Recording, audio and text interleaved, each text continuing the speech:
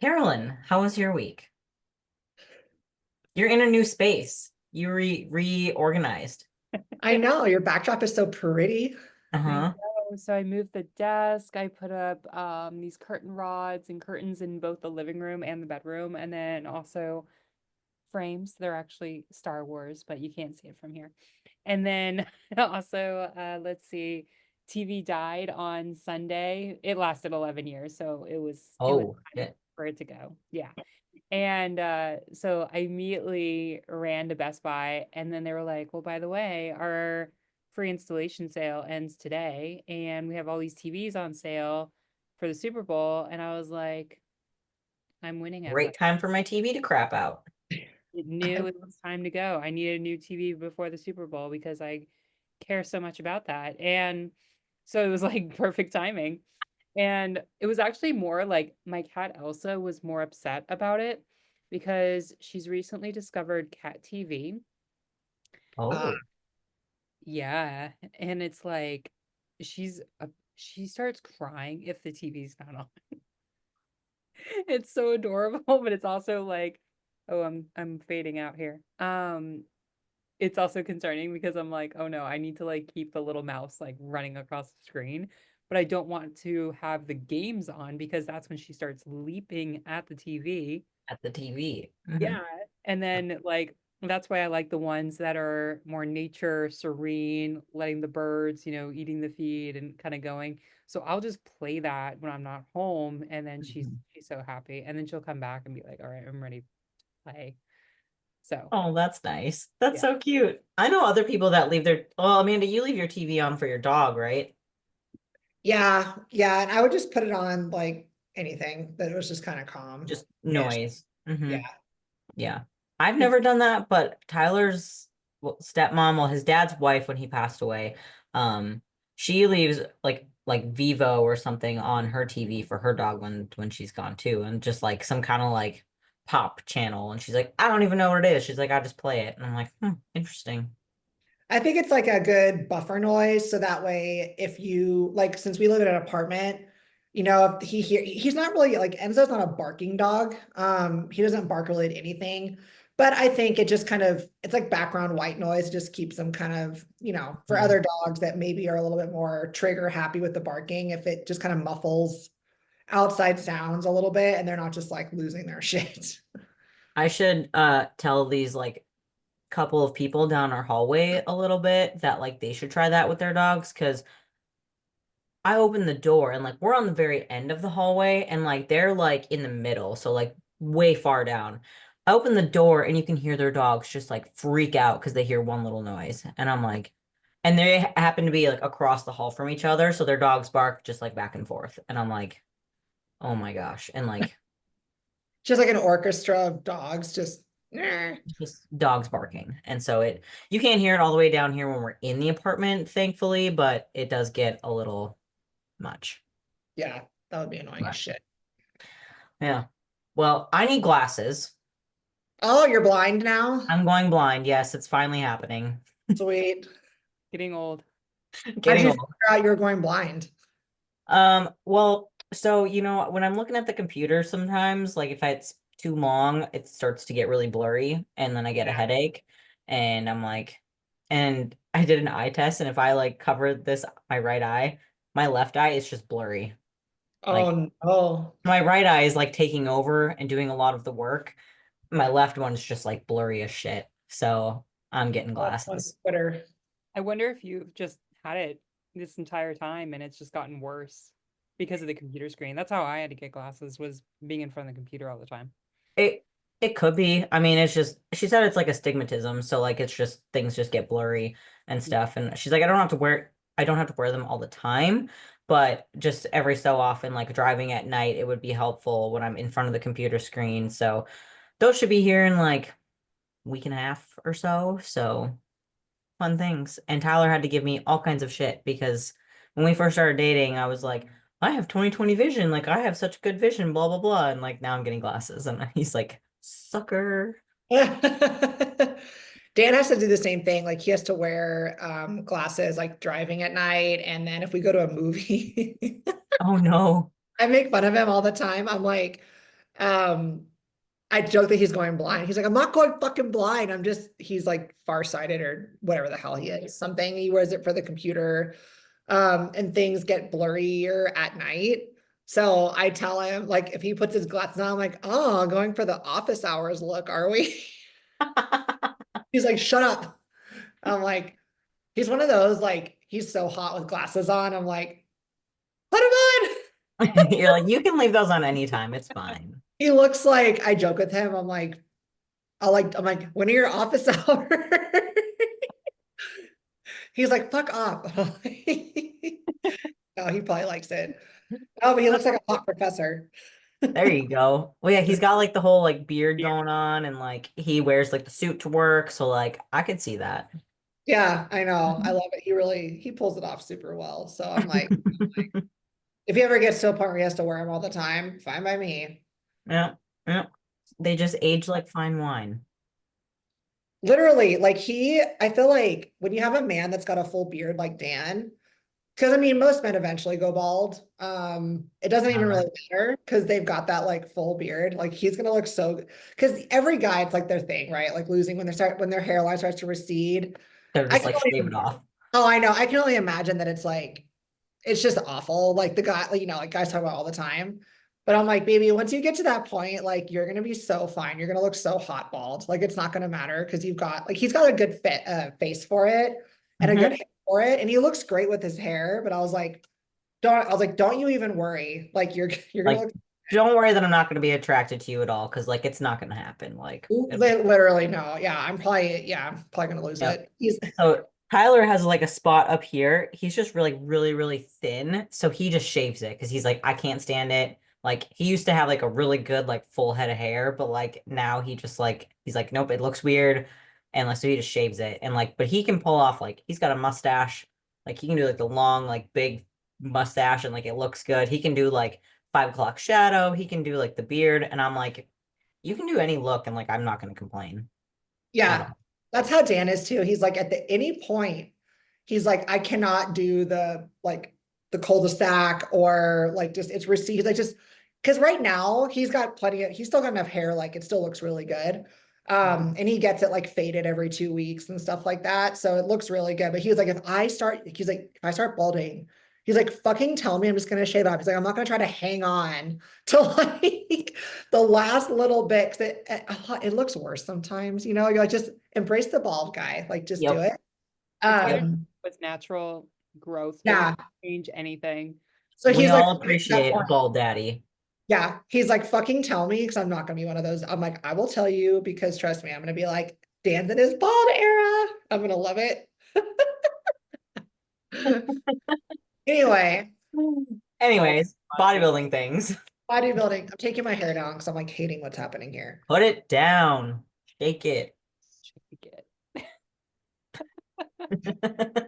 It's just gonna look frizzy, but that's okay. It's So fine. It looks actually, beautiful. bodybuilding things, we have not been able to touch on your prep yet. Or did we? I We did think, a little bit last time. yeah, Oh yeah, just a tiny bit. There's really honestly like I'm like 2.5, 3 weeks in. There's just like it's like what do you yeah. right. I'm yeah, like I've been getting I've dropped a few pounds, like a little bit leaner, but there's just like we're still like 20 weeks out. So it's like, Yeah, I don't we're not know. even.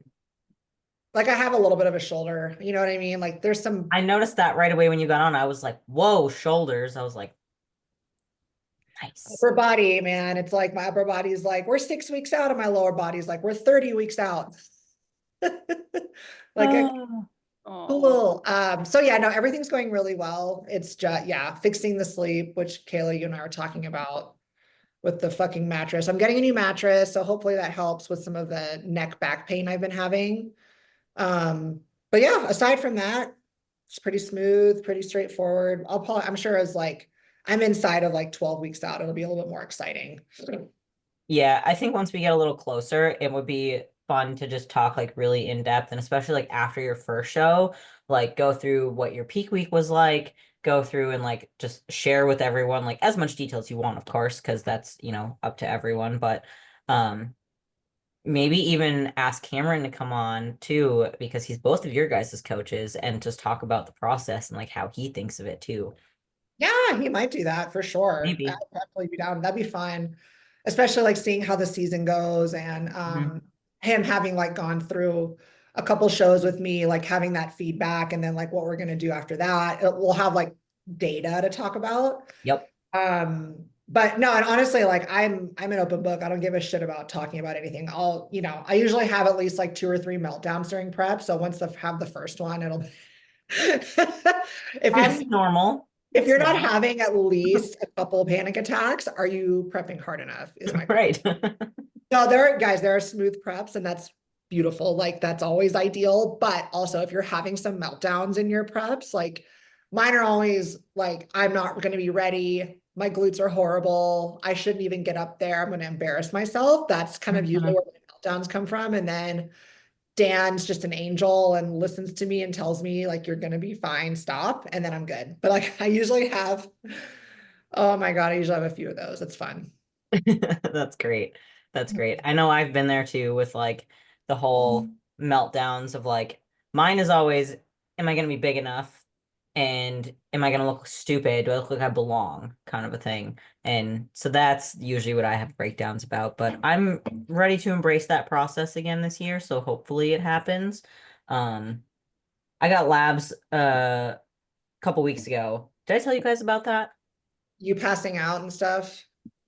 I That went back and got labs. I didn't pass out the second Oh yeah, time. didn't you say your cortisol was pretty high? But Yeah. So I went the day after I was sick. So I was like, I'm not rescheduling this again. Like I need to do this. So I was sick the day before. So my cortisol was high and my TSH was like a 6. And so that's pretty high. But my T3 and T4 were great. No other inflammation markers were high. Everything else there was good. So it was just that. And then my testosterone was high because TRT, you know. And it was kind of like not funny, but like Luke was getting frustrated because he's like, well, what did they tell you? Because like the TRT clinic that I went through, they were like, well, like I'm more worried about your cortisol and stuff, and like you need to lower it. And I'm like we should, come off the testosterone too, and like do a follow-up Dutch test in like 6 to 8 weeks. And I'm like, whoa, like I have no symptoms of too much testosterone, DHT conversion, cortisol issues, like nothing. I was like, I'm more worried about my TSH because coming into a dieting phase is just going to adapt and it's going to get a lot harder to diet. So I was like, can we address the TSH issue? And they're like, well, I really think we should talk about the cortisol. And I was like, I'm not coming off TRT. Like we're in prime growth phase right now. Like if I saw issues going on with something, I would come off of it. But like otherwise, like I disagree. what is your TRT? Why would they want you to come off TRT to lower your cortisol? She just said it was too high. And I was like, but I have no symptoms. Like, I just don't understand. Like, I mean, everything interacts, but like if your cortisol's high and your testosterone, obviously, if your testosterone's high, it would make sense. Like, let's taper that down a little bit. mhm. But like, it's not like, oh, the TRT is driving my cortisol up. That doesn't make any sense. Yeah, no, and I don't think she was saying that either. And I told her, I was like, well, like I'm just coming off of a dieting phase. Like I also was sick this last whole week, and like the worst of it was yesterday. But like, and I told her, I was like, I have no symptoms of adrenal issues. Like I know what that feels like. Like trust me. And I was like, I feel fine. Like I'm getting enough sleep. I'm not feeling like sluggish throughout the day. Like really want to focus on the TSH issue and stuff. So yeah. So basically they just really didn't want to do anything about it. So I was like, okay, cool. but I'm gonna this is start T3 on my own and we'll just get follow-ups and see how it goes. but this is just another example of an HRT clinic going out of their way so that they can order a GI map test or a Dutch test and then put you on another protocol. And that's This exactly what I was afraid of, is like, am I gonna have to do another protocol because now like my cortisol is high again, and like that just brings up like PTSD things of like every time my cortisol is like a little out of range, like, oh no, red lights flash and like we gotta stop. Like, and I'm like, but do we actually? It's like one point in time doesn't really tell you a whole lot when cortisol is constantly changing, you know? Yeah. If Well, I mean, yeah. Plus your cortisol is always kind of high. So it's like, I don't know. I'm someone that just runs higher on cortisol, but I do just fine. right. Yeah. I think as long as you're just keeping an eye on it and you're a lot like, oh, it's 50 now. Oh yeah, no. Yeah. But I feel like, yeah, they're always like HRT clinics are always going to come from a place of like, Hmm. what can we do to solve the immediate problem? Yep. Um, versus like looking at the client as a whole and their plan and everything. So it's kind of natural when it comes to those things. Like, I have all my clients, not all, but most of them working with one. And that's why I'm like, we'll do a consult with them, take the advice, but also we're going to decide what we're going to do together and what's right for you. And obviously, if there's like medical intervention that's needed, we'll listen to the doctor. But also sometimes they're just like you said, you need to get a Dutch test and a GI map and come off everything and only eat fish and farro and then see what happens in 6 months. And you're like, Yeah. what? Yeah, and that's why it's like it's so good to have like why you should have like a coach who knows about hormones and like functional issues and a doctor, a clinic, whatever, because like you said, like the clinic is going to go off of like a health perspective. Your coach is also going to know like, well, you're in bodybuilding, like we have to take these risks, inherently that go with it, and that means your testosterone might have to be a little bit higher, but like there's no symptoms or anything like that or DHT conversion. So we're like, okay, well, I'm fine. And obviously I get routine lab work and follow-ups to make sure everything looks good. And, we're going to continue to watch the cortisol for sure. Especially before going into a prep. But that just, I'm more concerned about thyroid because it's been kind of like funky ever since like last prep. So that's definitely something. And since I've started, like I just started that like last Saturday, and like I'm hungry this week, and like my weight is like stayed like on the lower end of where I've been, and I've been kind of even adding a little bit more food this week because I'm just hungry, and so I'm like, okay, well, I think it's working, so Yeah. No, good here. that's a good idea too, because my TSH always runs a little bit high. It's always like in the fours. Hmm. You know what I mean? Like, I have to look up where it was last time, but it's always kind of there, but it's been like that off and on for years. So it's like, and my T3 and T4 are always fine. So it's something we kind of keep an eye on, but we don't have like a meltdown about it. You know what I Right. mean? And you've done like T3 in like prep before, right? Yeah. Yeah. Oh yeah, plenty. Yeah. And here's the thing, people like I see this a lot too on coaching platforms, like, the fear mongering about taking T3 or T4.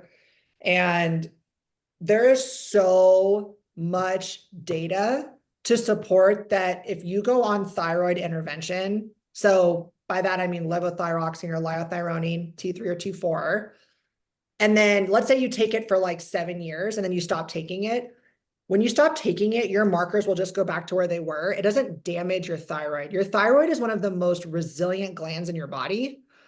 And even I've talked to Austin Stout about this too, because I'm like, why do people always think that like if a coach puts them on T3 to support their thyroid? I'm talking about like a very low entry level dose. Like I'm going to damage my thyroid. It's like one of the most biggest misconceptions in our culture. Now, if you're Mhm. taking like 125 mics for 16 weeks, like it's still probably Horrible. not going to damage your thyroid, Right. but you might have some other stuff going on. So that's not what we're talking about. It's like therapeutic doses to support the body and the gland. And then there's just like no evidence to show that therapeutic doses damage your thyroid. But I see coaches like, you're going to damage your thyroid. I'm like, if you guys are so worried about that, there's so many other things people are doing that are way more damaging and it's not even damaging. Right. So Like dieting on sub 1,000 calories for extended periods of time. literally, That's and that's part of what we sign damaging. up for.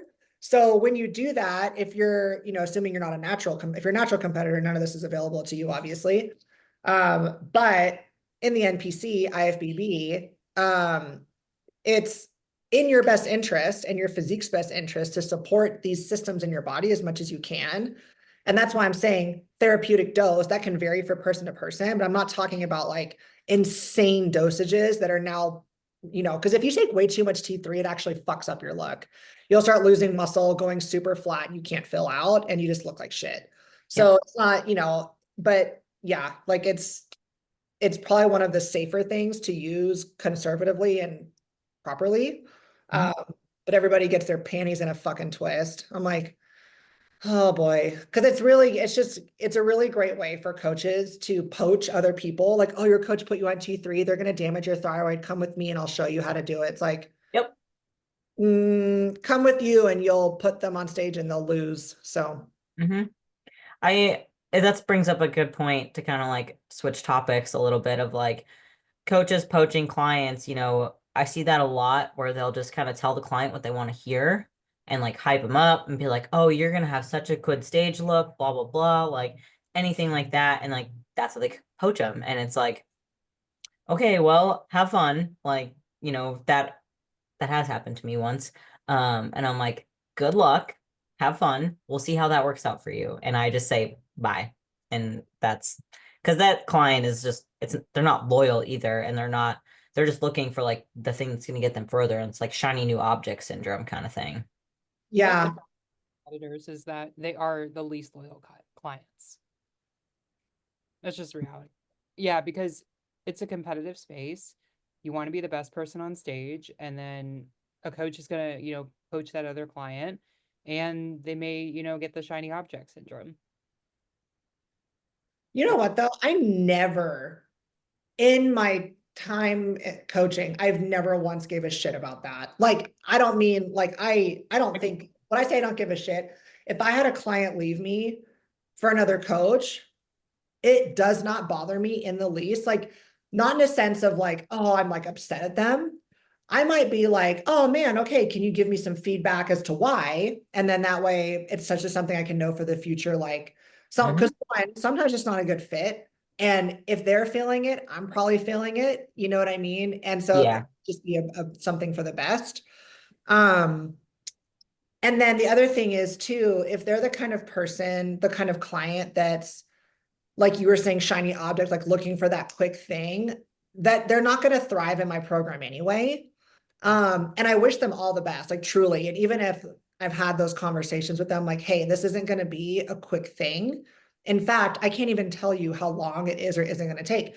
Now you may like get to where you want to be in a much better spot in like 4 months. It may be a year and a half. I don't know. We just have to take it week by week, do the check-ins, communicate, and keep us both keep doing our jobs to get the optimal results that we're looking for, whatever it is for that person. Um, Hmm. but I don't guarantee timelines. I don't guarantee anything because I can't. Like, that's so disingenuous. I cannot do that.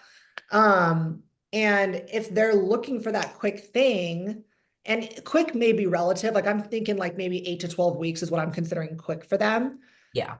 I don't like coaching like that because that puts pressure on. Here's what I think happens. It puts pressure on me in an unhealthy way. So if I have a client, this is why I don't do programs like 12-week coaching programs. Hmm. Um, because what then happens is if I'm like, okay, we're 4 weeks into this 12-week program, and if I want them to stay on, I have to get them results. So this is what I'm focused on. Let's say for argument's sake, it's weight loss, which for a lot of people, that's kind of what we're looking at. If they're buying a 12-week program, it's usually weight loss. Very few people are like, I'm going to grow 10 pounds of muscle in 12 weeks. That's horseshit. Unless you're a dude on a bunch of gear. Yeah. So let's just call it for fat loss.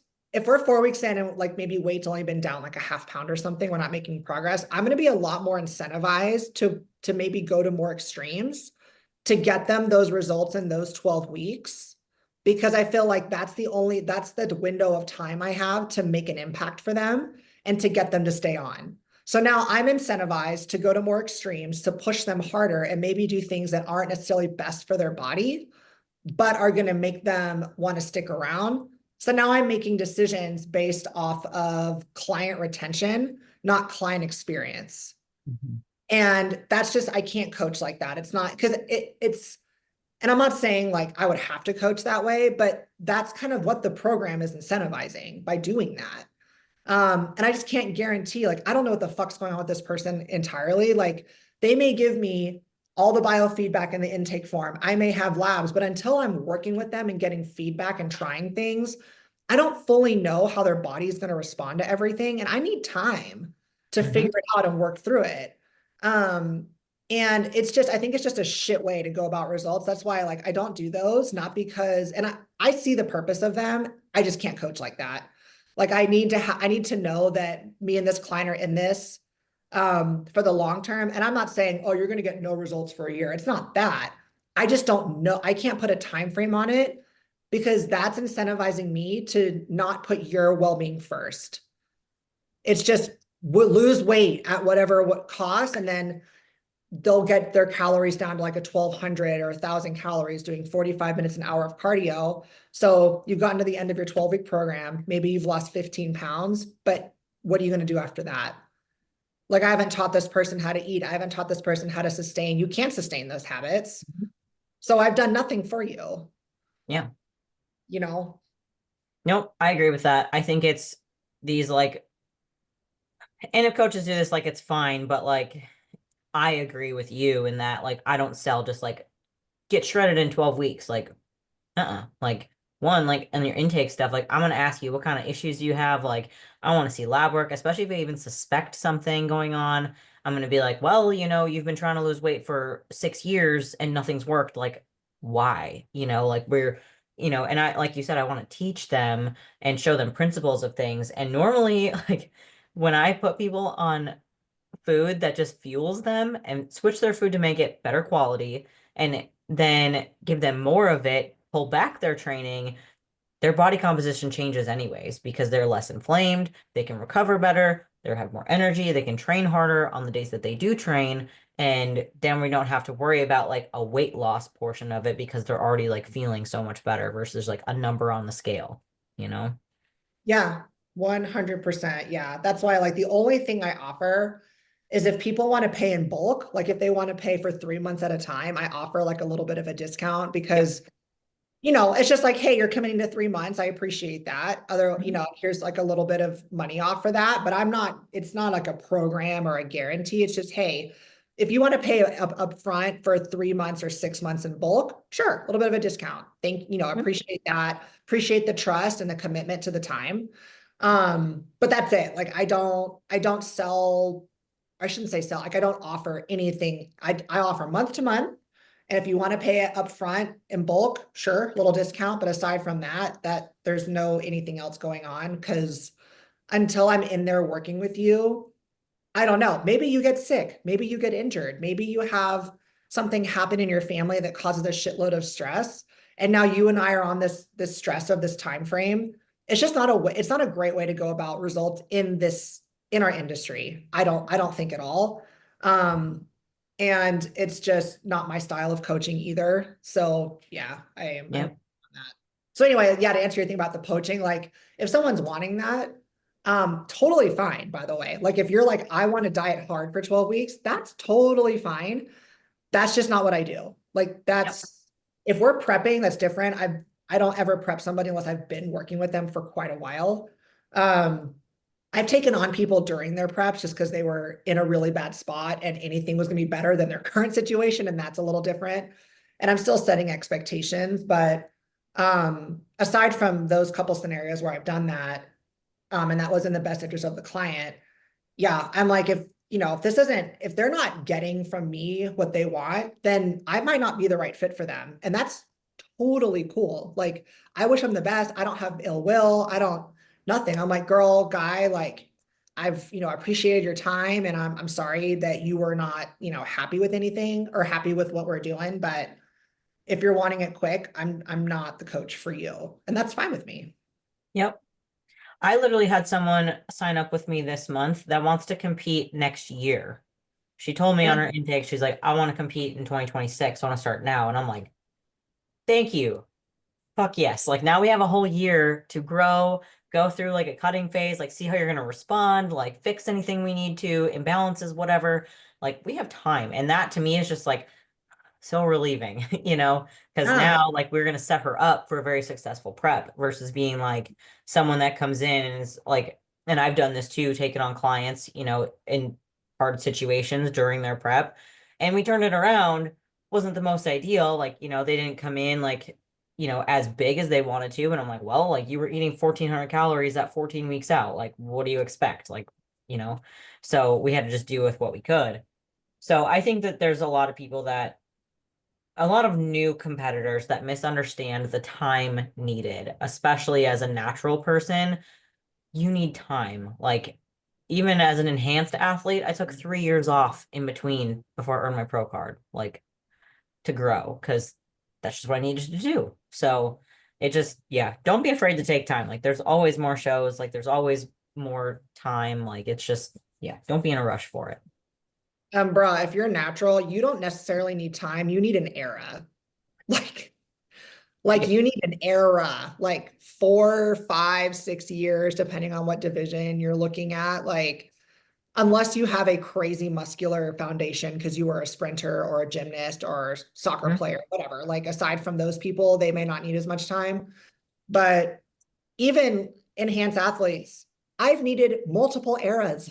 Like, still, you know what I mean? Everyone's Mhm. different. And I think, it's setting those expectations is so important because my girls and guys know that if they've got like, let's say they've got some stuff going on with their bodies, nothing like bad or scary. It's just like, hey, we've got some things we got to set up a little bit better. Like, well, I really want to prep this summer. I'm like, no, not with me, because Yeah.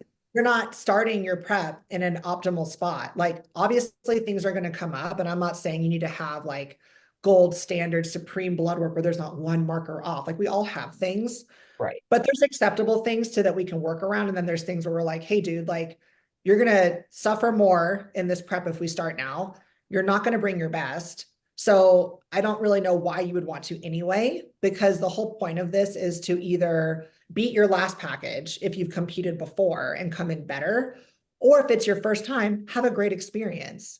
You know what I mean? Like, go through a prep. Like, it should be hard in a sense of it's just fucking hard to diet, but it shouldn't be hard in a sense of like having to overcome a shitload of obstacles that were preventable if you were in a better spot to prep. And I'll tell Mhm. people, if I know that their finances aren't in a good spot, I'm like, we're not doing it. Like, this is what you can expect to pay. And I don't want you, not because like some girls like, well, I don't want to spend a lot in a suit, maybe like $100, $200 one. I'm like, no, we're not getting you a shit suit. If you want to rent a nice one, fine, Yeah. totally Mhm. fine. Like, rent one for $200, totally fine.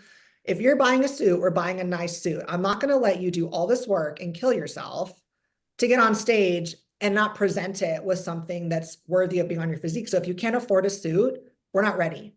You know what I mean? You can't afford to rent one, or you can't afford to buy a decent one. I'm not saying $1,000 suit, but like, they're on 500, $600 for a really nice suit. And that's Yep. part of the deal. Like, it's just, we have to get up there and present your best. And we're not going to Mhm. get a suit that just doesn't fit. It's not custom.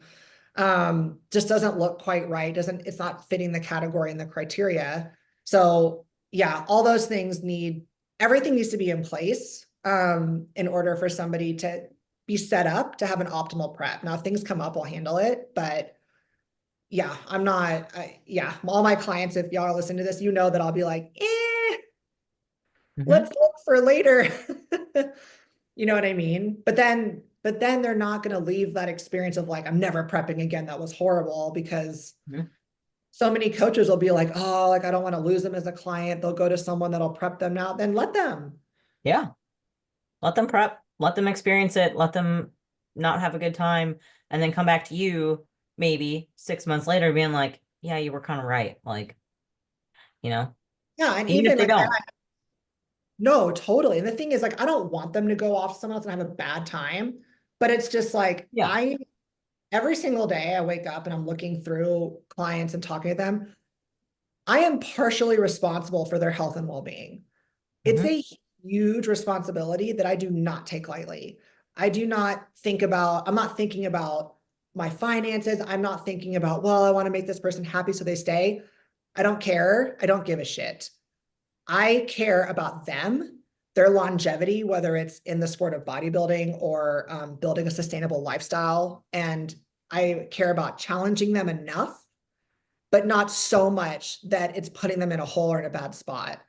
And I take it extremely seriously, and I will never make a decision or a suggestion to them that I think could be harmful down the line, just for the sake of appeasing them or wanting to, say the right thing to retain them as a client. Like, no, it's bleh, integrity problem. And I won't do it. You know what I mean? And I think that a lot of coaches are put in that position. It's tough. It's really tough. Because it's like most coaches want to do the right thing. They want to be like, but then the client's pushing back really hard. And you're like, okay, maybe we can make it work if we do this. And almost every time, every coach that has been in that situation, you get down the line, like, I should have just fucking told him no. Mhm. Carolyn, what are your thoughts? We just talked about 50 different things. So I would argue the same for lifestyle clients, because they often want to sign up with a coach and immediately go into a diet. But again, Yes. they're already coming more than likely, more times than not, we do see this hit circuit culture that is going on because they are convenient, those classes. So oftentimes, when they're ready to step it up and then join a gym and really learn how to properly weight train, they want to go into a diet. But the thing is that they've been operating in a deficit for God knows how many years, and then it's just not going to work. So you do have to be willing to be flexible and willing to listen to your coach before, any sort of diet is considered. And it's definitely hard because all three of us have had to be that client where, we've wanted to make these crazy transformations. But the thing is that, these transformations aren't going to happen unless we build some muscle first. Mhm. And that's why you also need to have a coach.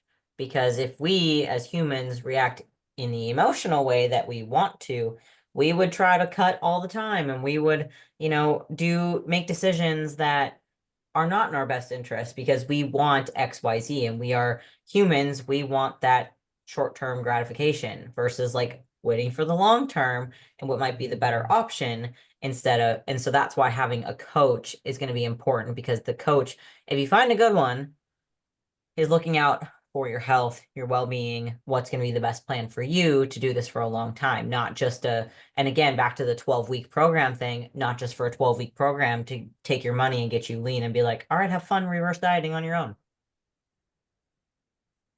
So, yeah. Yep, 100%. Carolyn, like, talk about 50 different things. This is how girls talk, okay?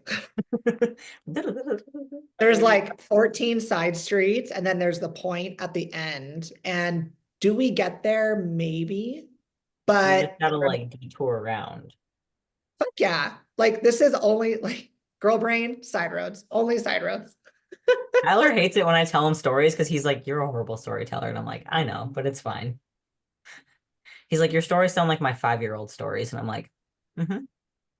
What? Your 5-year-old stories? His 5-year-old daughter. Oh, because they never get to the point. Yep. He'll just be like, Dad, I have a story. I like cookies. And he's like, okay. And she's like, that's it. And he's like, that's what your stories are like, Kayla. And I'm like, oh, makes sense. I think they are. You know what's funny? We want to talk about side roads, but some leftover bullshit from like previous relationships. Guys listening, not guys, but people listening, I bet you can relate to this, where like someone you used to date or were married to or whatever said a few things to you that made you really self-conscious about something that you didn't know you should be self-conscious about. And then it's like just lives in your brain rent free for however long it likes to live there. So my ex-husband, um, would say, like, if I was telling him a story or talking about something, he would like maybe a minute in or 30 seconds in, he would stop me and be like, will you please just get to the point?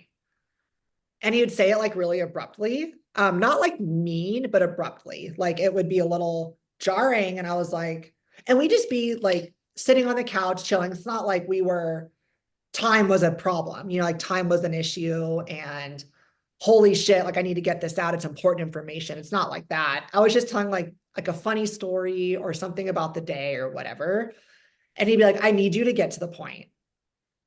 And I was like, oh, well, there is no point. The point was the story. Like, Like I just thought it was funny, like the whole thing. yeah, like the whole thing. I have to, because you guys know me. I do ramble and I talk a lot sometimes, and I have a lot of things I like to say, and I listen too, but it's just part of my personality. Like I like to find the humor in things. I'm like a cynical, sarcastic type. So I like finding humor in things. I like relaying things I saw throughout the day as a story. I think because then it's just like, I don't know, it's just like funny, whatever, Well, whatever and the you thing. gotta know the backstory too. Like I'm always like, okay, I gotta tell you the story, but I gotta tell you this like backstory first so you understand what this means. Like, and then Yeah. I'm the one that does that, and then like, yeah, and then it just gets to be too long, and then I get self-conscious, and I'm like, oh shoot, now I'm taking too long, and like now I forgot what I said or something, and then I'm like, never mind. Oh, I start freaking out because like if I'm telling Dan a story, I'll stop like, I don't know, a minute or two and I go, I'm sorry, is this annoying? And he's like, no, like, because Dan has never would never stop No. someone mid sentence or whatever, unless like someone's life was at stake. Like, dude, tell me where the thing is, you know what I mean? But he was like, no, I love your stories. Like, I want to hear it. I'm like, and I say it to him probably a couple times a week. I'm like, I stop and I'm like, I'm sorry, is this annoying? I'm sorry, is this annoying? And he's told me for 3 years it's not annoying. And in my head, I'm still like, I'm annoying. I'm talking Mhm. too much. I'm taking too long. I'm yapping. And he's never, but it's like, oh, it drives me crazy because I wish I could kind of just get over that thing. It's Um, hard when just like that one scenario happens, and then it's kind of like just a little trauma that just sits in your brain for the next few years. Like, I understand what you mean. Hmm. yeah, because my ex would be like, because at that point I would like shut down and not want to continue because there wasn't a Right. point. It was just the whole story itself was like something Hmm. funny. And if I don't tell the whole thing, it's like there's no point. Right. So I'd be like, oh no, I'm good. And he's like, oh, don't give me the silent treatment. I'm like, no, I'm not giving you the silent treatment. But if I can't, it like defeats the purpose. Like we can talk about something else. Like I just Right. don't, You're like, I, you make it sound like you don't even want to listen to my story. you don't. So like, why would I'm not going to continue to talk around someone that doesn't want to hear what I have to say about anything. So not anything, but he would do it a lot. And I would get like, so what I would find myself doing is if I wanted to bring up something that might take more than like a minute or two, I wouldn't bring it up.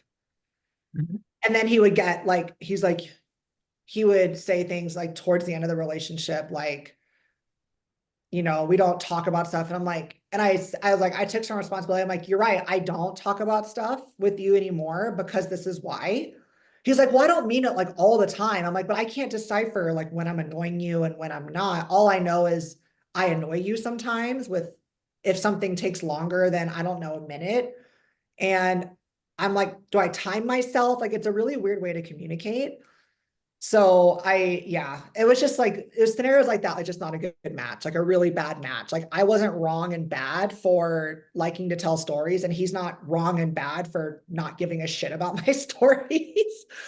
But it just wasn't a compatibility. Like, you know what I mean? It was like Dan can sit there and like he'll listen to me and I'll listen to him because he Dan's like just like, Dan's just like happy all the time. yes, And constantly. he likes to go off on tangents too, and I'll listen to him the whole thing and I never interrupt him because I know what it feels like when someone's just like, My God, when I came out to visit you guys and we stayed up till how late just talking forever. Like we could have went forever that night. Like because all three of us are just like jaw jacking like crazy. Like it was oh, fun. I know.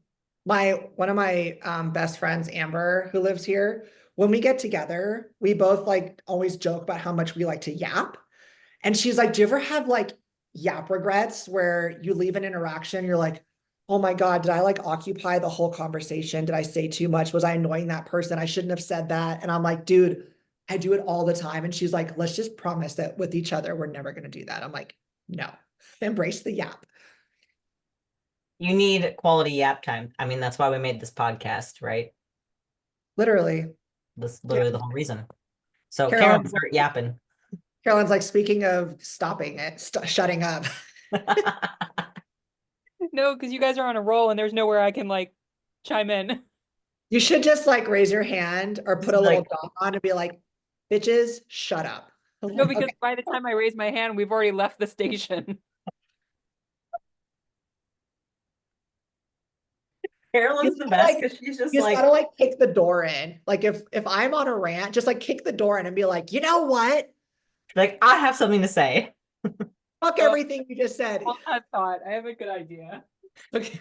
She's gonna Okay, get a little. so you guys listening don't know this, but like Carolyn is the sweetest, most kind-hearted person you will ever meet, most well-spoken, and like she comes into our group chat all the time with just the best memes, the best GIFs, like to any conversation, like just turns it around, makes it hilarious. So Yeah.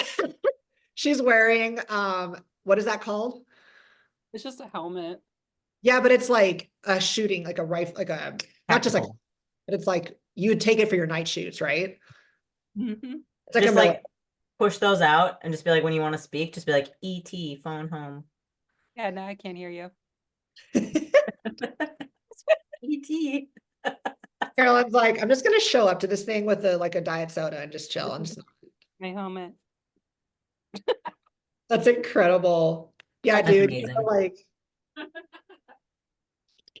I love it. I love our dynamic. Our I know. It's like we're all three. What the fuck is my hair doing, you guys? I cannot. You know that reel of like that girl trying to straighten her hair and she starts like crying because she's like, it does the Oh, yeah. whoop de whoop, but I fucking can't. That's like me right now. I it does cannot. the whoop-de-whoop.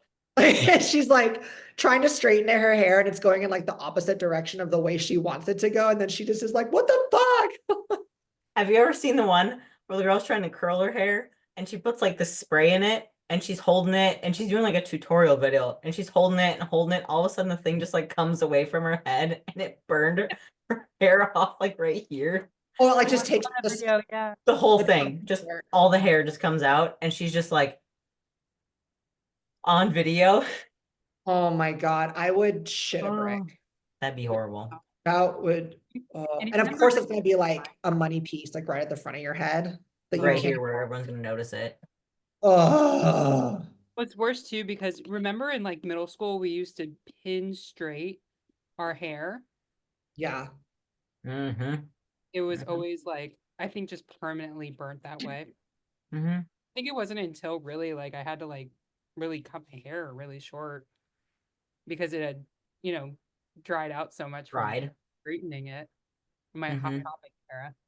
Do you guys remember the Chi straighteners? Like, I know they still exist, but it was like Yes. the I had a black. crimper. Yes, it was like Mhm. the brand of straightener to buy. Oh Yep. my God. I had one with like removable little like heat pads on there. So you could do like a straight one or you could do like a small crimper or a big crimper. And that thing just I don't know what it was made of, but it just absolutely would fry my hair and pull it and just like it was horrible to try to straighten. I used to, because back in high school, look, Hi baby, Dan. Hey, how's it going? we Good. schedule these podcasts for when you come home. Oh, so you can see me in my. Dan is always our special guest. No, I was talking about you, how Oh, you got the night vision.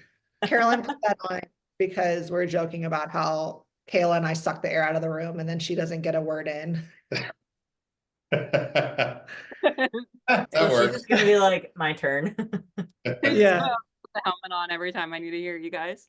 That's awesome. Kayla said she was getting glasses and going blind. And I was like, oh, like Dan, Yep. Not blind. but you look hot in glasses. So I Already told them for all cold your era. office hours look. Oh. So it works. Oh, Christ. So yeah, the chi straighteners and stuff. Yeah. Oh Mhm. God. Yeah. So when I was in high school, my hair was just like none of us knew how to take care of our hair. Can we just agree? I would Oh, flip it upside down and blow dry it like up, Yes. which would just make it poofier and more frizzy. And then I would straighten the shit out of it. And like you could just see it going Like the steam rolling off of it. We had this like wet to dry one, and so I totally would just straight out of the shower just like steam my hair. Oh, the Perfect. Conair one. Yes. Yep. You remember the ones you'd put water like in the little attachment and then it would steam straighten your hair? Oh, I didn't have that one. Carolyn, I decided. Carolyn's like, oh yeah. I would do Uh, anything to get my hair super straight, like just so I could like Hey, have bangs like no. tied. And then the other thing too is like my hair used to be a lot thicker, so it would take an hour to, if not more, to blow dry. But now it's like, okay, 20 minutes and done. It's so funny because now I spend like the least amount of time doing like my hair. Oh, sir, hair and makeup and stuff, and I like feel like I look better than I did in like high school and stuff. And I'm like, I don't even try anymore. No, and your skin Yeah, gets. Mm-hmm. Mm-hmm. Just yeah. I feel like in high school where I was doing way too much. Like I had a Mac, like I still love Mac, but I had a Mac time where I was using all like their bright colored stuff, like the colored eye, like the turquoise eyeliner. Oh my God, dude. I was all about like I'm a makeup junkie for those that don't know. Like I was a makeup artist for years and years, and I'll still do it like for friends and family here and there, for just like special occasions and stuff, but I used to do it full time. So I'm a makeup, like to this day, like I collect, I fucking love makeup, but even in high school, but it was like all the colors. I was just like, I look back and I'm like, oh God, we didn't have YouTube back then, you guys. We didn't no. have glam gurus to tell us like to blend your crease, you know? You know what we did have? It was Bobby Brown's makeup book. Yes, I still have I it know sometimes. nothing about makeup. That book, I haven't visited beauty since, but that book changed everyone's lives. And And it the was always Kevin on last making there. faces book. Oh, yeah. I 100% will take makeovers from Amanda whenever I can get them because she's awesome at it. She's done my makeup for a few of my shows now. Um, and yeah, it's great I'm because just I suck at makeup. shit now. Do you have a walkie-talkie? This is like becoming a full thing. I don't walkie-talkie. What the fuck? Radio, It's a bio thing. a It's a, bio thing. Bio thing. a I'm gonna bio thing. have like one podcast episode of just like shit I have around me, and here's, as Amanda calls, the walkie-talkie. Well, It's an listen, adult walkie-talkie. But an adult walkie-talkie. You got to be 18 and up. well, now you're not going to be able to go on this podcast without the helmet on for sure. Yeah, the helmet needs to be a thing. The for sure. helmet's your personality now Yep. with a scope on it. Is that a scope? Is that am I saying that right? With this part? Yeah. No. Okay. This is the actual night vision. Oh, no. No. If I ever come to Mm-mm. Colorado, Dude. I can go sky watching, night sky watching. Oh, Oh, that's cool. So that's how you can see in the dark. Carolyn's also a sniper in her free time. I have too many hobbies. I think we need to talk about that too, because like all three of us, we work a lot, but we also enjoy it through hobbies. Oh yeah. And And we all have different hobbies too, which is great. Kayla's a sourdough. I'm an old lady at heart, so What's I your- make sourdough and bake and read Carolyn is books. and walkie-talkies. Just kidding. And horses. Horses. Yes. Yeah. Traveling, road trips, for shooting, and sustainment, comms. I do it all. I don't have a hobby. We need Amanda's to hobby is work. make Yeah. My hobby is fucking work. As of right now, it's just work. Literally. I mean, I guess bodybuilding is a hobby, like my own bodybuilding, because it's something I do Mhm. recreationally, It's but weird to even mention it, you know, because it's like we've been doing it for so long. Bodybuilding doesn't feel like it's a hobby to us. I It's just know. I'm like, I life. don't know what else to call it. I just call It's it just eating, life. sleeping, and training. Yeah. Like you're technically a bodybuilder if you're on stage or not, because you're living the lifestyle. But what we eat, sleep, and train, that's just a part of our day to day. Hmm. It's not Yeah. a hobby. A hobby I would don't be do like anything else. a sourdough, where it's our entire personality now. 65 at heart. It's okay. We have a sourdough update. I haven't heard. Oh, I made 2 loaves this week and they turned out so much better. And I think I figured it out. I gotta leave it in my oven with the light on because I think here it's too dry and it's too cold for it to Mm. rise. So I've been leaving it in the oven and now it's like bubbling up like crazy. And I look at it every day and I'm just like, Is that probably why the pita bread happened? Pizza bread? probably. Hmm. Because of I the think it's too dry. do you need a humidifier in the kitchen? I probably should have one, but I do not have one yet. So You know, we're like not a gonna get proofing box that they make for bakers where you put the dough in to it's called a see, I know sourdough shit. home. It's called Oh, sourdough home, and I really want one. oh, that's cute. Are It's they a little expensive? box and you like put your jar in there and it keeps it a good temperature and like humid. So I'm like, ooh, like I want to have those. You get So, like Are they it and it's like sourdough? feed basket. oh yeah, the boule. Mm, Yeah, I have a basket. I have a round one and I have like a narrow like loaf one. that's cute. So I'm experimenting still. I just got to figure out this temperature thing and the weather stuff. So we'll get it figured out. But I'm excited. um, Oh, With muffins. how many weeks till the Arnold now? is it this? Not quite, but similar. That one's just like a warmer on the bottom and then it has a little glass jar over it. And I have a warmer, but I think I need the jar top because then it keeps in the humidity because the jar itself will create like fermentation and humidity. So you have to like leave the jar like screwed on. Yeah, kind of like that. So you have to leave the jar lid like screwed on top a little bit, not completely, because it will create like air. And if you just like open it, it'll go poof and like kind of explode. So, Oh, wait, I think, is this like that? Little, it looks like a little mini, yep, okay. that's the sourdough home. The other 120 one's like a bucks. That's not too warmer. bad. I feel like if you used it all the time. Yeah, they're like what, like $100? Like they're not bad. No. Oh, it's cute. It looks like a tiny little mini fridge. Mm-hmm. It's cute. I'll get one eventually. Well, maybe for my birthday this year. I'll get it for myself. Yes. Because all three of our But birthdays at the same time.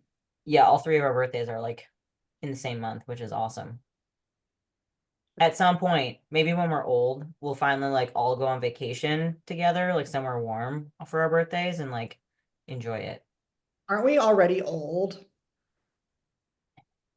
No. You just said you're 65 At heart. at My heart. Okay. body is like 25. I'm trying to preserve my body. I'm like, I was getting Botox this last time and she goes, I was complaining about my lack of bone structure and like I don't have any. So when I get lean, it just looks like skin hanging on like a cranial plate, you know what I mean? She's like, well, she's like, you have like, she was like pointing at like just below my cheekbone, like around my jaw. You know how bodybuilders get this like skin fold right here that just like hangs when we're lean? Oh, it's With like horrendous. jowls. Horrendous.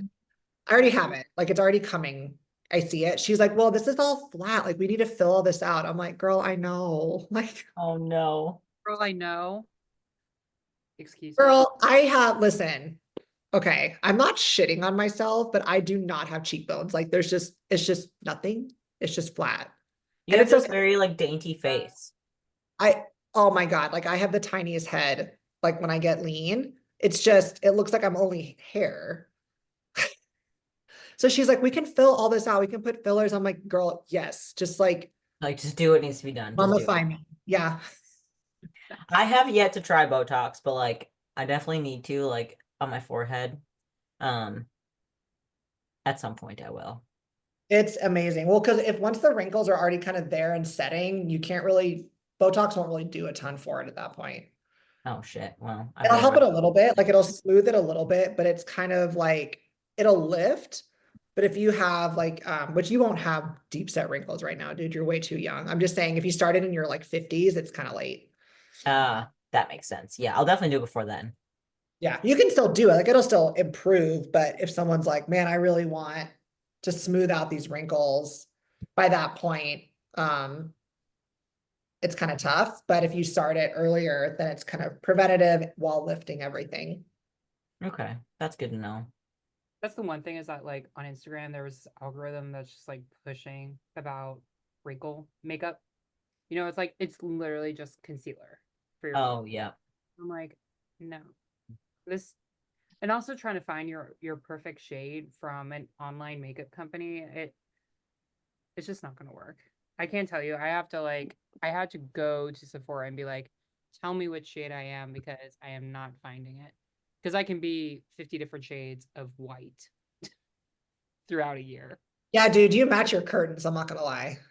Oh, I just like it's almost like an ivory color and we could be the same.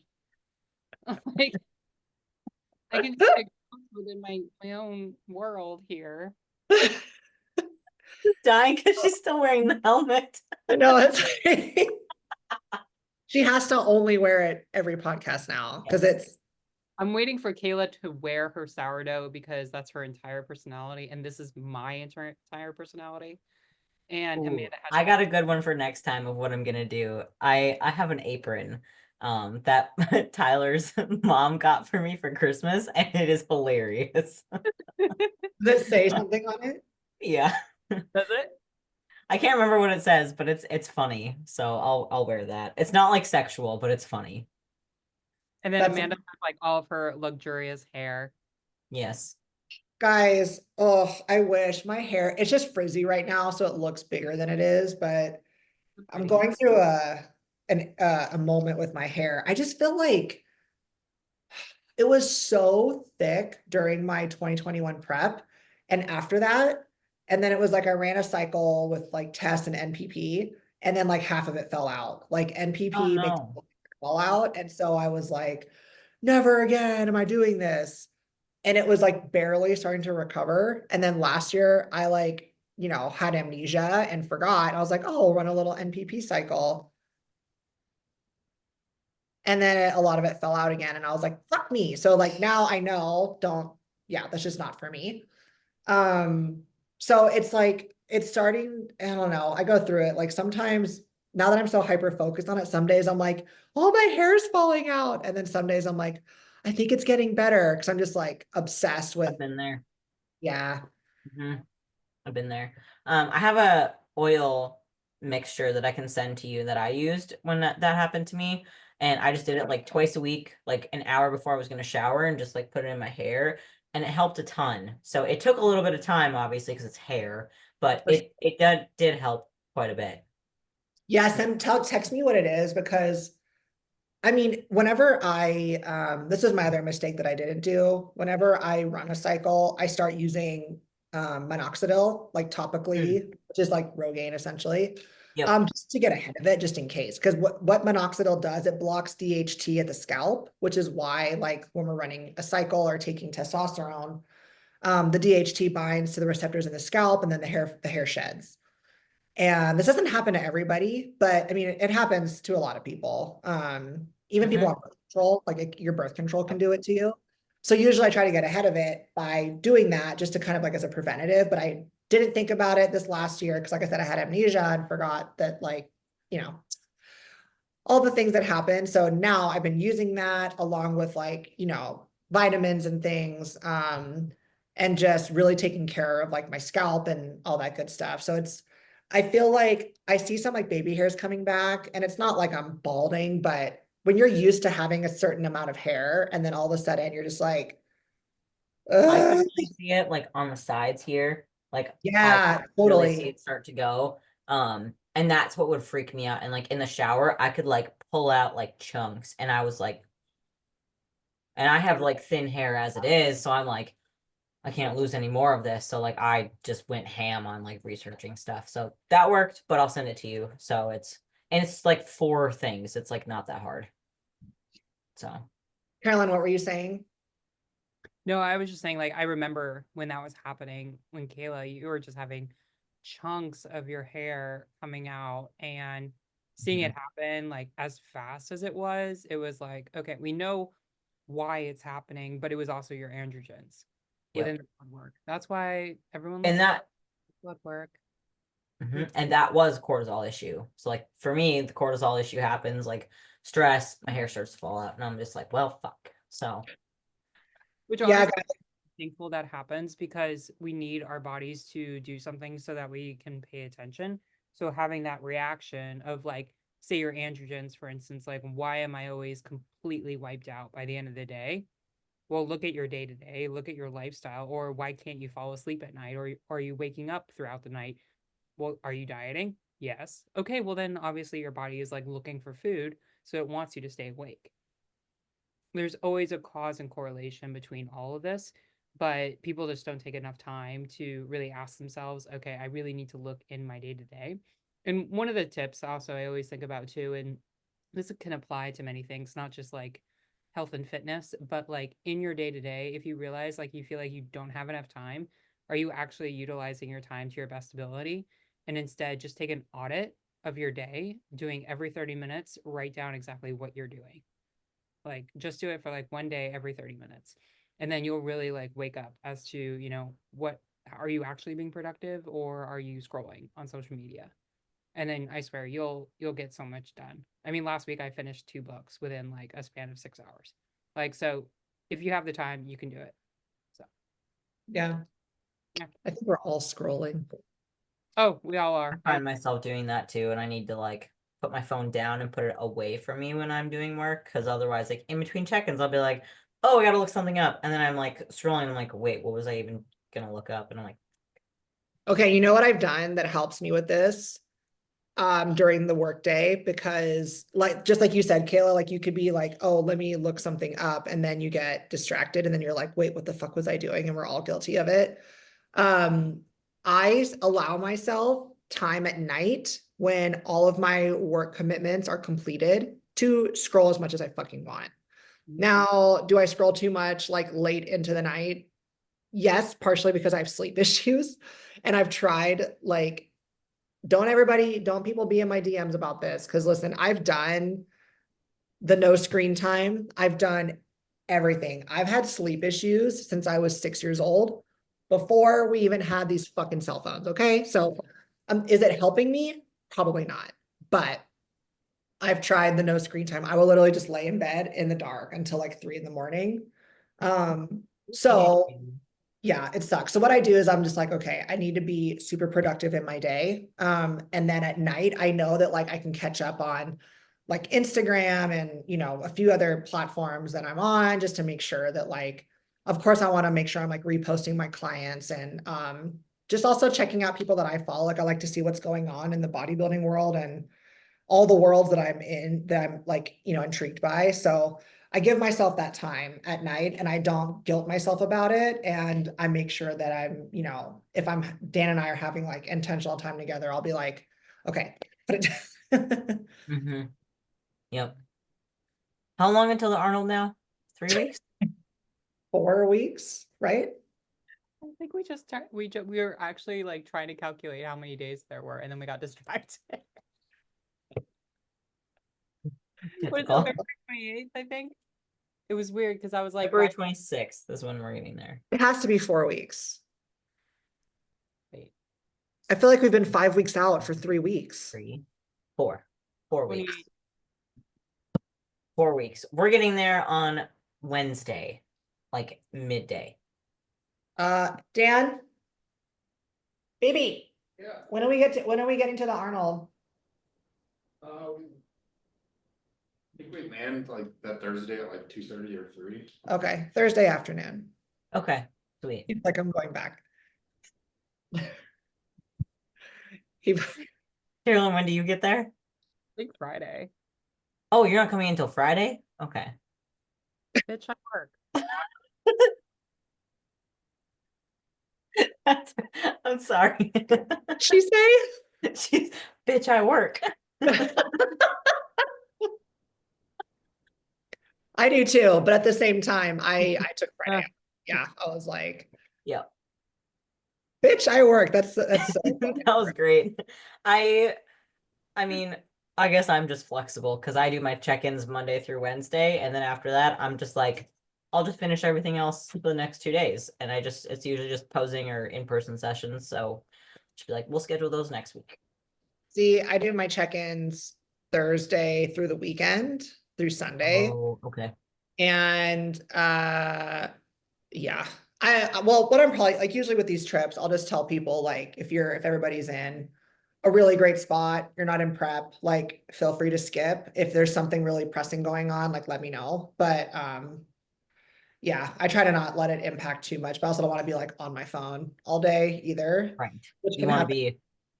be present and enjoy the time at the Arnold and stuff too. So yeah. And it's like, how many times do we actually like take trips during the year and stuff like that too? So it's like, not that big of a deal. No, Actually, for the, no, most people are super, like I've never had a client like, because I say like, hey, if there's something going on that you need some help with, like let me know. But if your Mhm. check-in is like, yeah, everything's going great and we're kind of cruising, Right.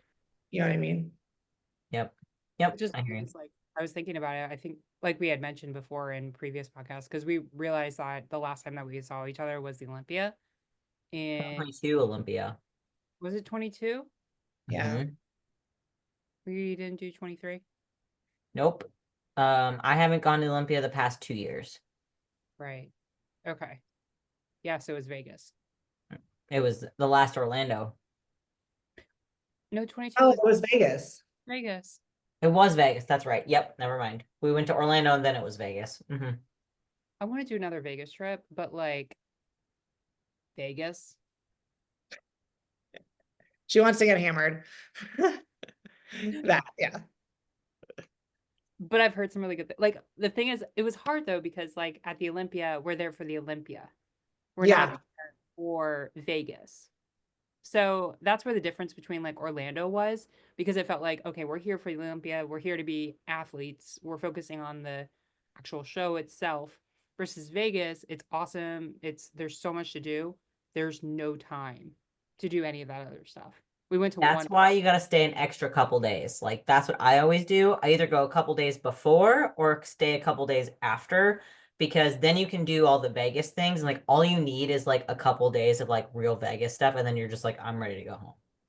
Exactly. And that's Hmm. what I wish I had done because like my other friend was there already for the whole week prior.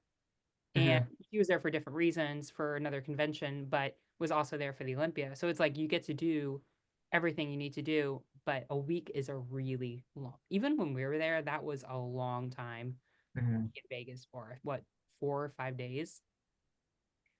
Yeah. I feel 4 or like 5 days is I don't think I could do it. Like I'd have to get to Vegas like a day or two early because once the Olympia is done and I've been in buildings for like 3 full days and expos, like I want to get the fuck out of there.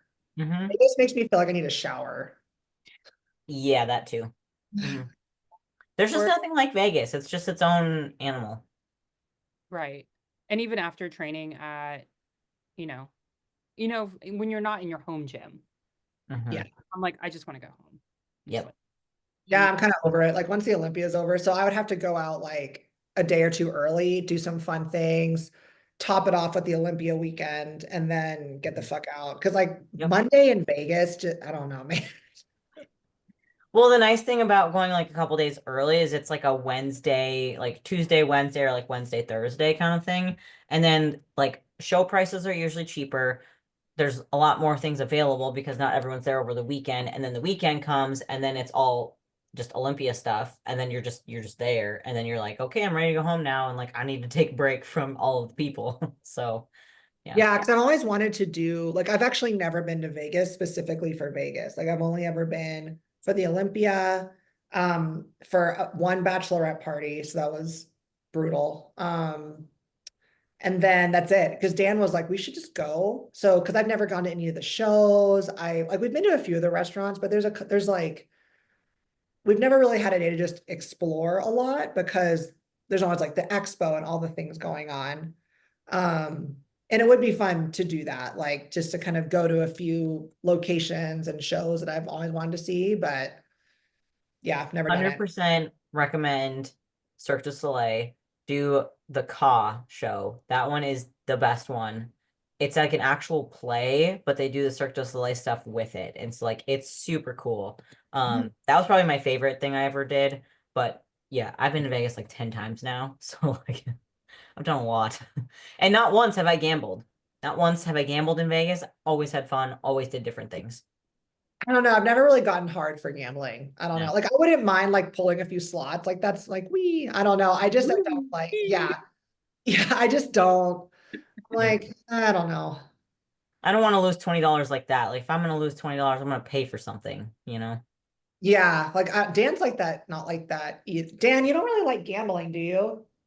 Yeah, I mean, I'm not like it's fine. I don't know. No. I'd Well, we rather, can go sometime just for fun and find some fun things to do.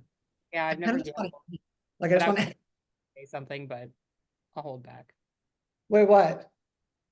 Oh, Kayla was just saying that she would rather pay for something so she gets something back. Oh, like a male prostitute? No, I'm just kidding. No, definitely not that. What I was saying for Like 20 bucks. Carolyn, Ooh, like a God, Chippendale. We'll get Or one for Carolyn though. maybe more Carolyn's expensive single. than that.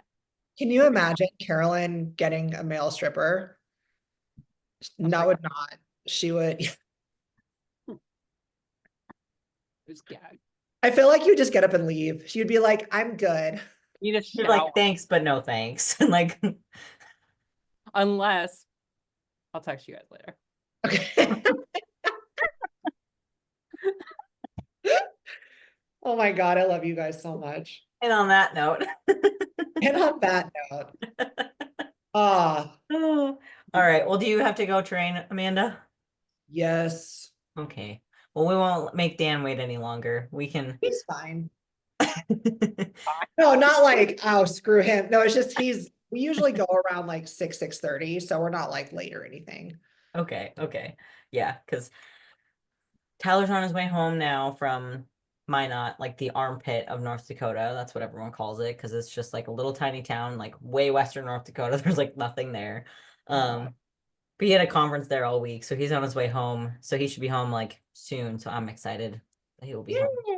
Yay. Otherwise the dogs sleep with me while he's gone. So at least I have Oh, that. That's so cute. the cutest. Horn sleeps in the bed next to me, and Odin sleeps on the floor looking at the door in case something comes in. Carolyn, you're adorable in that helmet, I have to say. Are you This is my smelling? favorite. This has been my favorite episode so far. I was like, damn, it smells like cigars. Ah. At least it doesn't smell like sweat. Ew. No, it's too cold to sweat when it's like -20 in Ohio. Oh, does it Get get ready, that guys. in Get ready Ohio? for Ohio.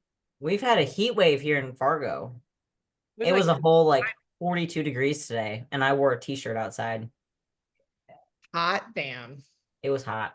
I It was was like, this is okay, nice. That's why when I was texting you guys, like on the way, I was like, I was actually legitimately feeling sick because the metro was stuffed with people. Like just everyone was in there like sardines. And then of course, like everyone's wearing like heavy jackets and turtlenecks when they like just ramp against you. That's when I was like, oh, okay, gotta power God through. bless you. I cannot wear turtlenecks. I can't walk around all day feeling like I'm being strangled. It's not the kind of strangling I want. Like Yes. Yeah. Not the right kind of strangling. Like a not the hand. right kind of choke. Yeah, no, thank you on that. Yeah, Hand, but all yes, day thank you're you. just like, and it's like it's almost like Literally a all day, I soft was like, choke. It's just like no. Like I and cannot then I do already get like motion sickness on the metro because you're going sideways and you see like Oh. windows. And then I was just like, that's when I texted you. I was like, I gotta power through today. I gotta power through. But it was just the turtleneck. now you have your helmet. So when it's Yeah. rough, you're good.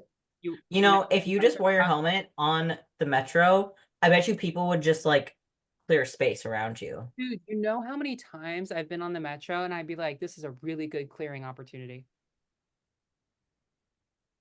Literally. Do it. Really good training can be done on the metro. Mm-hmm. And I've been There you tempted, go. but no, There you go. I'll be a good citizen. You are a good citizen. Love it. Sure. Peace. No, the Hapa child. Oh my God. The Asian. Like, come in peace. I know. Sorry, this is like, I don't know. I don't know if we should be saying sorry. I don't know if people will find this episode irritating or not. See, I'm doing it again. No. If they don't want to listen to it, they can turn it off. Exactly. Like, who cares? Yeah. Yeah, we're literally here just to yap. Yeah. Really the yap. This is our yapping. We're just recording our yapping, and if people want to listen to us yap, cool. We'll have a more structured yap if people really want a more structured yap. No, I feel like that's lame. I don't I know. like Like, it when we don't have anything scripted because then it's just like we just get to go with the flow and just whatever happens, happens. And we don't know what that's going to So be like. true because I don't know. Do you guys watch like on Joe Rogan when he has the Protect Our Parks episodes? No. no. Dude, I tell you, I am on the floor laughing anytime that there is a Protect Our Parks episode because I know they get shit faced. And it's just like four comedians all together just going freestyling. I need to Um, listen to one of those. I've never even listened to one because I just don't really know what it is. I'm like, eh. I They're don't listen to Joe Rogan a lot, but there's like some good episodes on there. I listen to it a lot. I really like it. yeah, but definitely check out the because I feel bad because sometimes I will tune into like the MMA like episodes and they're good. But I feel like people don't open up as much as other guest speakers, I guess, do. Even if Yeah. you're a professor, they open up. I mean, he Hmm. got Donald Trump to open up for 3 hours. So I mean, that says a lot. But the Protect Our Parks episodes are definitely worth watching too. Because they really just talk about whatever's going on and it's like us. We just Hmm.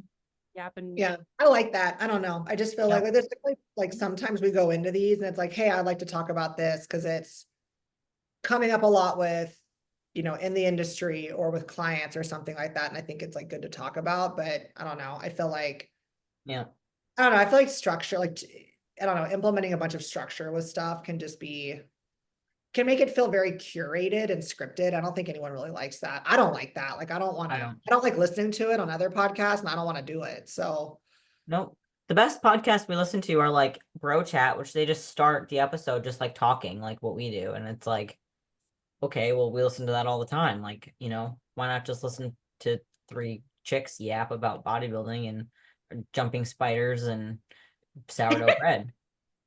yeah, because I noticed for myself, like when I'm listening, like there's something really attractive about those, obviously. I think it's just the authenticity of it. It's not Mhm. like their answers don't like the answers feel legitimate and real and they get into like real emotions and talk about real shit versus just like you Yep. feel like you're on an interview on a TV show and all of your answers are curated for the audience. And it's just like, ugh, like it's just you're like, I want you to like when I hear bikini pros on podcasts, I'm like just fucking say how you really feel about it. Like I would love that. You know what I mean? But because you know, there's and I can understand because, we are representations of the sport and we want to be professional, but at the same time, there is a level of professionalism, but then also just faking it. And it's like we really want to know like who you are as a person and yes. get to know other athletes in the industry because our show days are like 10 seconds flat. Like, just as long that they're on the stage is as long as you get to see somebody. But there's a whole, it's not about the actual stage day, it's about the whole process and in and out of prep. Like, what are we doing outside of prep? Because if all you do is bodybuilding, I'm sorry, you're a boring person and I could care less about your food and your makeup. Like, I'd rather just like know, okay, who are you as a person? You're a mother, you're a daughter, you're a sister, who are you outside of bodybuilding too? Mhm. Yeah. And there's definitely a way to maintain a level of professionalism, especially I get when they have like sponsors and things like that. There's still a way to do it and for it to still be for it to be authentic at the same time. Like obviously I totally get that certain pros have to avoid certain topics. Like I totally understand that. But it's just the nature of their communication and their language. It just feels very I don't know another word, just it feels curated, even if they're talking about something super benign and you don't feel like you're getting that person. You feel like you're getting just, a thoughtful, like a pre-thought response. And you're like, is that like how you, it's just, I feel like no one really thinks anything bad of it. You're just like, you just don't really connect to it versus like, talk about things you can actually talk about, of course. Like, obviously, don't dip. Like, if you're a pro and you're sponsored and they're like, don't talk about PEDs, it's like, yeah, then don't talk about that. But there's a cajillion other things you can talk about and go into and be super honest about it because someone's going to hear it and relate to it and be like, oh, okay, like it's not just me, like these other people experience it and they got through it and maybe I can get like you just never know. So yeah, anywho's in. And like talk to the people too who have had to like struggle to get to where they are. Not necessarily people that just like did it in three shows and they're like at the Olympia and they're like a pro already. And it's like they have a genetic advantage, you know, which is great and that's cool for them. But like to really get good advice from bodybuilding, like talk to people who's had to like really, really work hard and over time and time and time and time again. Like someone that comes to mind for me immediately is Autumn Cleveland. Like she's been bodybuilding for like 20 years. Like she Yeah. started when it was like still the one piece like velvet suit. Like Yep. and she's an Olympian now. So it's like she had to go through a lot of shit to get there. And so she's someone that's not an like easy gainer and stuff. And like so, you know, just as an example, like first person I thought of. But um yeah, I mean, so being real and authentic is like I think really important for this sport, especially with just how like how much we get so many like surface level um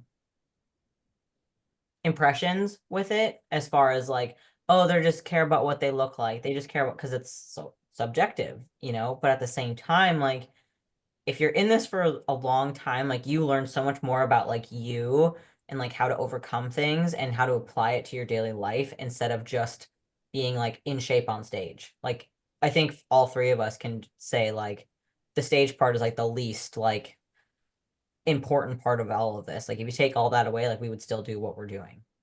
Oh yeah, it's a level of tenacity, but I think I wish people could sometimes see um find a way to share it. Like I wish, sorry, let me start over. My brain's like going in three directions.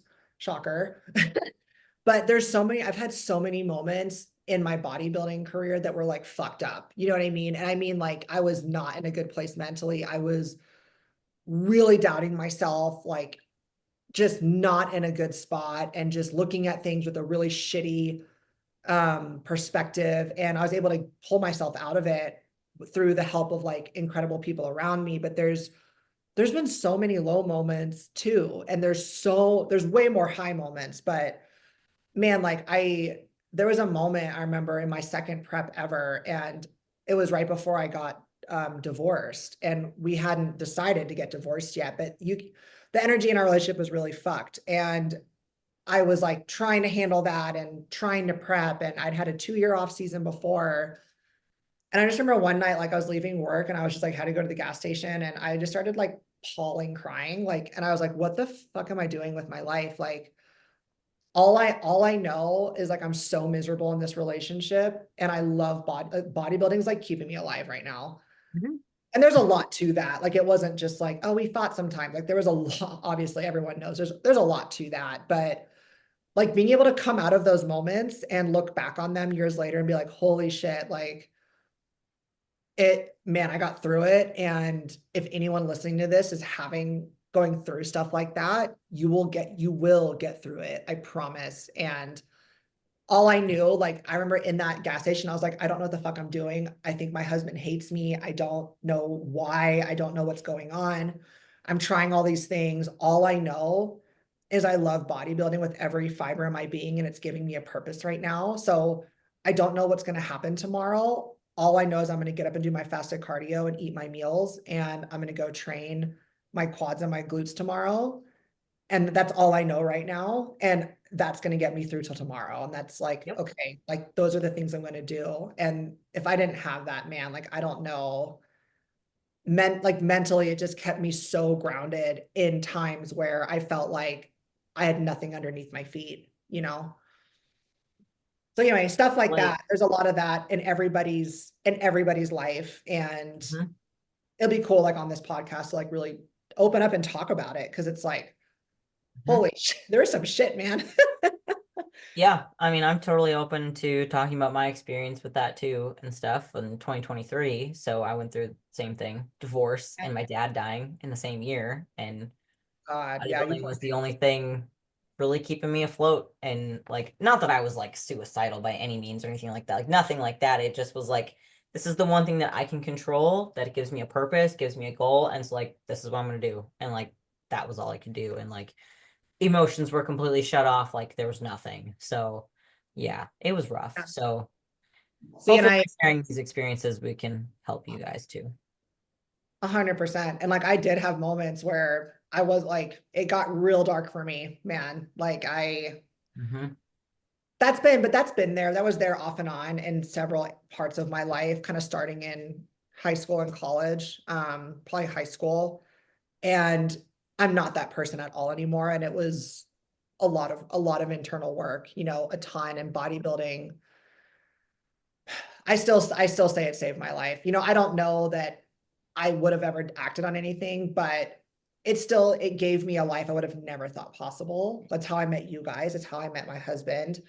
It's how I get to, you know, work with my incredible clients. Like I love them so much, like family, and I get to impact their lives, you know, and everything I have that I value was through that bodybuilding. You know what I mean? Not, and that at the bottom of that is my physique. Like the bottom of that list is the physique, and it's still really cool and I'm so proud of it, but holy shit, I'm just like, I'm so glad I stuck with it. You know, it just goes to show what you can create if you just go after something you're passionate about and don't let anything stop you, you know? Exactly. Anything to add to that, Carolyn? Well, I haven't been divorced. So, Please be the only one of us who doesn't get Please. divorced. Yeah, girl, try not to don't, that, you're okay? out of 10, don't recommend. Yeah, do Oh, I not thought you said you were recommend. about to be like, oh, you can have at least 10. I was like, No, no, no. are you sure? Oh my God. Please no. Oh. Just one and done it for us. One and done it, and we'll be thrilled for that. Okay, so no Vegas bachelorette. No, you can have a Vegas bachelorette. Okay. You can only have one. Like Vegas. Huh? You didn't like Vegas. Girl, I would go to Timbuktu for you. If you're like, I want to party it up in fucking Zimbabwe and camp out in the middle, I'd be like, I need to get vaccines, but sure. Yeah. Let's not have Africa on the list for a little bit. I know No, too I much. know that's really Um, fun. I You feel know, like just I've like had my bachelorette planned for a really long time. I don't know where the location will be yet, but you guys all have to dress like your favorite president. fine. They're all in suits. Oh, like a mask. Oh no, like the curl, like the wig. Oh, Yeah. I like it. ooh, I like it. that could be So fun. everyone's Yeah, gonna dude. I be feel like we're gonna have a lot of fun at Carolyn's bachelorette party because Yeah, me dude, and your Amanda are already bachelor. done with all that, and like I'm not doing it again. Like, so Carolyn, you're the last one. also it's gonna be the safest wedding ever. It is going to be the safest wedding ever. Mm-hmm. Yeah. Carolyn's going to be packing on her thigh. What's that thing called? Like the little I think it's uncomfortable. Hell no. what are those things called? The little strap that goes around your thigh that the bride like wears? Garter. Garter belt. Yeah. Oh, hell no. It's a little wrong. Instead of like pulling a garter off with his teeth, he's gonna come out with a Glock in his hands.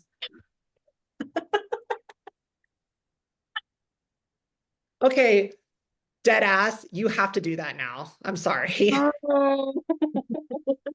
You're welcome. The crowd's just like, oh shit. Everyone down. No, everyone would be I expecting. knew what brand it was. God, a Glock would be so uncomfortable. Those things are like, Oh, it's awful. Yeah. but if you had a dress that had like a slit and it was like part of the thing, that would make a killer photo. Like Mr. and Mrs. Smith vibes. Yes, yes. It needs pockets. Pockets, totally. Pockets are important. Mhm. A-line, pockets, and then Yeah, a whatever, like, put in sexy it. slit. Like, what do people in their wedding dresses with pockets actually put in there? Your phone. No, like somebody else will have my phone, and also it's like Chapstick.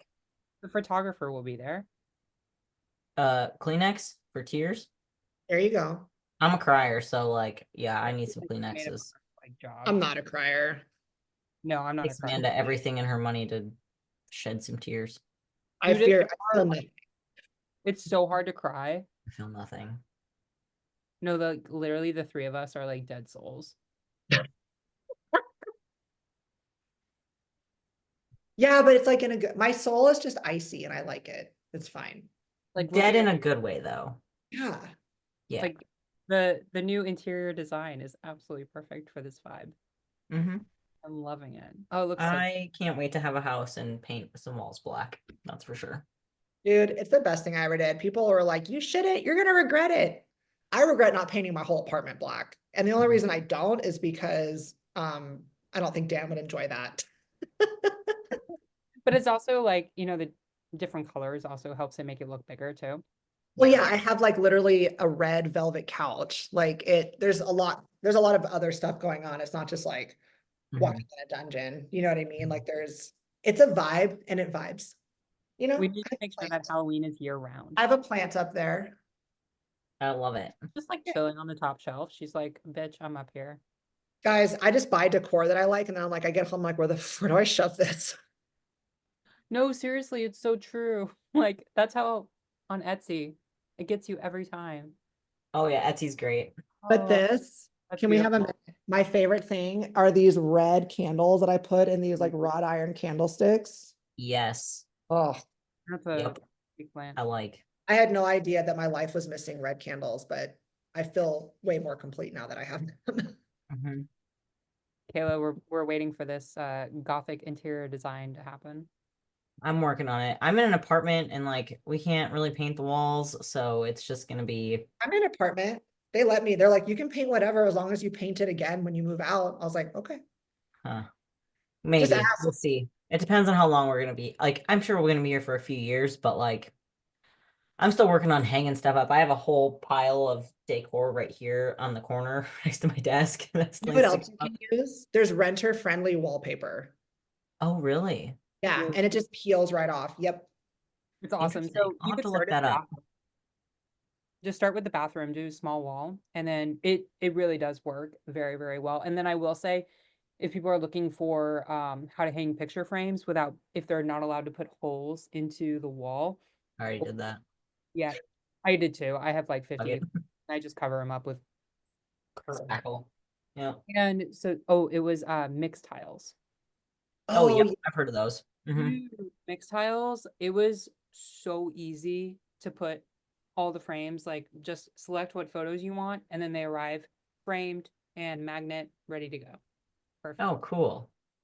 All right. It's so I have helpful. so many ideas for interior design. I just need help because I just have too many ideas and then putting it all together is like the hard part for me. So like I don't want to get too This is much. why I But hired one of my previous clients. She's an interior designer. Like, and I texted oh, her, there you go. and she and I used to like, I knew that her vibe was also my vibe. Because I have a very specific like style that's not every designer is going to be able, that's going to be in their, what they like to do. Um, so when we moved here and we knew we were going to be here for a while, I was like, Brooke, help me. And she found, oh my gosh, when she found this red velvet, it's like a wine velvet couch. When she found this, she texted to me and she's like, we're building your whole apartment around this. And I go, I didn't know I could be in love with a piece of furniture, but currently obsessed with that couch. And I love it so much, you guys. I may need to ask her what to do with so I have this leather couch and it's really hard to find additional furniture for the living room that matches leather. That's like that orange coyote kind of brown. And so I'm just continuing to roll with it. Like the media cabinet is wood. And then I have my parents' wood coffee table. There And you so go. it's like, okay, and the carpet's like kind of an ivory and blue. So I'm going with like wood, blue, le- leather. Oh my God. And then Jesus. And so and so now it's about finding like, okay, how can we tie this all together? Are you wanting like a chair, like an accent chair? I'm thinking like mid-century modern, like a leather chair, like two of them. Or I only have space for either two chairs or a round, small, circle table. That could be like a dining table because I currently do not have a dining table. And I think that might be the better option to do. Because that's the reason why I really haven't had people over. Because I'm like, I'm sorry, I don't have a table or chairs. You'd So, be surprised. So I'm looking at that picture you sent me. right. The chairs, don't match them to your couch. Like get like, this is what Brooke taught me too, is like mix fabrics and patterns and textures. Mhm. Because I've got wood, I've got velvet, I've got suede, I've got all kinds of shit in here. I've got plants. Mirrors like mix, like you'd be surprised, like even if you got like 2 chairs that with some kind of fabric on it, even like a really cool pop of like a really cool like sapphire indigo velvet accent chair.